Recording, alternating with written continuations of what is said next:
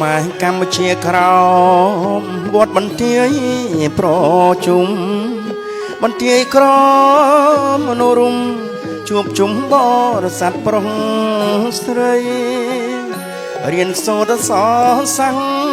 ខ្មែរដ៏មានតម្លៃបញ្ជាក់ប្រាប់នៃពុជពងសាវតាឃុំបឹងរៃស្រុកថ្កើខេត្តព្រះត្រពាំងព្រះសង្ឃប្រព្រៀងជួយខែសាសនាបង្រៀនមនុស្សចាស់យុវជនខេមរាអនចេះការពីមរតកដូនតារាំងចៅអធិការធម្មបាលោថាច់យិនព្រះធម្មនៃសក្រិនជាគ្រូបាចាបង្រៀនមនុស្សចាំងញាតិញោមច្រាំងថ្លាព្រះសង្ឃគណៈកម្មការគ្រប់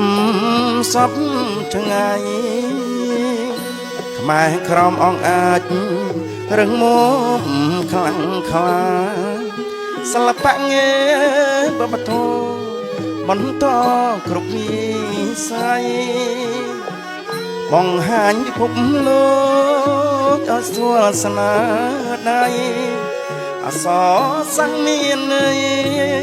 ជាដួងព្រលឹងខ្មែរ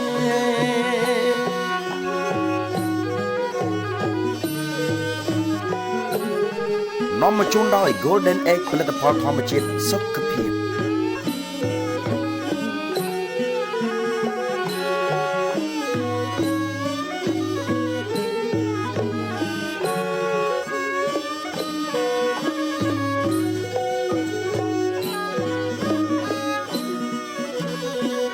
រាំងចៅអធិការធម្មបាលោថាច់យិនព្រះធម្មនៃសក្រិនជាគ្រូបាអាចារ្យដឹកនាំញាតិញោមក្នុងវត្តជ្រះថ្លាព្រះសង្ឃគណៈកម្មការគ្រប់សពនៅថ្ងៃខ្មែរក្រមអង្គអាចរឹងមាំខ្លាំងខ្លាសិល្បៈងាបបធម៌បន្តគ្រប់វិស័យបង្ហាញពិភពលោកអស្ចារ្យស្នាដៃអសរសាំងមានន័យជាដួងព្រលឹងខ្មែរអសរសាំងមានន័យជាដួងព្រលឹងខ្មែរ